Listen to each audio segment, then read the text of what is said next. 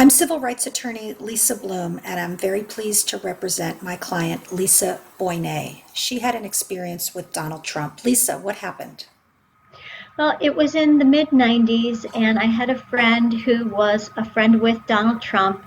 And she had called me one day to invite me out to dinner. A few hours later, I was picked up in Donald Trump's limousine. We drove downtown to a West Village restaurant. The entire drive down, Donald Trump, was talking about the women he was sleeping with or wanted to sleep with, and just it was sort of a whole dialogue of talking disparagingly about women and degrading them. And again, wanted to know nothing about anyone else in the car, really was the focus of the conversation. So we get to the restaurant where we were met by some other people, and I just remember John Casablancas because he was the owner of the modeling agency, and we were seated at a semicircular table where the women were seated inside the table and men were seated on the outside. So the only way for anyone to get up or in or out was for everyone to, sort of stand up on one side and let everyone out. So we were there. I was sitting next to John Casablancas, who was badgering me to drink. I was not drinking that night, and he was harassing me, sort of threatening me, telling me how rude I was for wasn't drinking. And as this is going on, he had a bunch of models that he wanted to introduce to Donald Trump, so he had them come over to the table. And as they came to the table, Casablancas instructed these women to get up, stand up on top of the table, walk across the table, and to sit down next to Donald. And as the women walked across the table, Donald Trump would look up under their skirt and, comment on whether they had underwear or didn't have underwear, and, what the view looked like. So, and what was your reaction to that, Lisa? I was horrified. I, felt, I was nervous. I didn't want to have to walk across the table. I wanted to get out of there.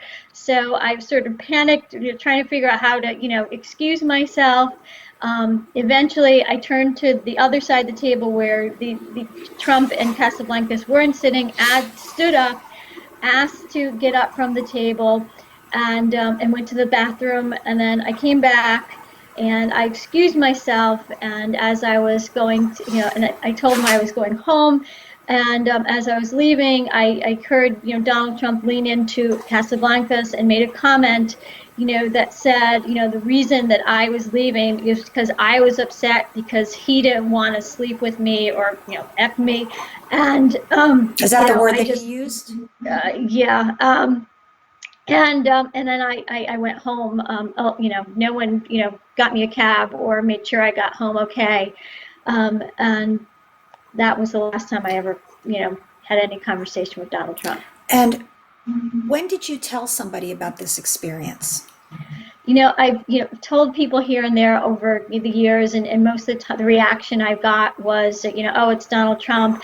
And I really didn't start telling the story again until last May of 2016, when I had read a New York Times article about how Donald Trump treats women in private. And the story rang true to me because the account was almost identical to the person that, the account that I had with him that night. So I reached out, I sent them an email, and I did not hear back from Megan Twohey, who wrote the article, until right after the Access Hollywood story broke.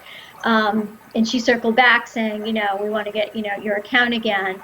And that's when I told it again. And this is the first time that you're speaking out on video and telling your story. Why are you doing that now? Well, originally I really didn't want to put my face to this. I just wanted to, sort of, support these other women and, support the fact that, I'm really disgusted by the way that he talked, and just horrified as a person, as a woman, as a mother.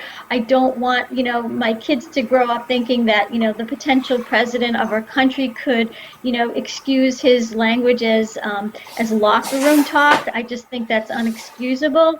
But now, in the last week or so, when I found out that this woman that you were representing decided to drop her case. I felt, because she was threatened and intimidated, that no woman should not be able to tell any story of abuse or violence or harassment because she feels threatened or abused or bullied. And I feel like, Donald Trump and his surrogates, that's what they do to women. They have a story to tell, and rather than letting, the Justice Department, like rather than letting them tell them, he just tries to shut them down. He tries to bully them, intimidate them, scare them, and I don't think that's right. I don't think women should be afraid to come forward.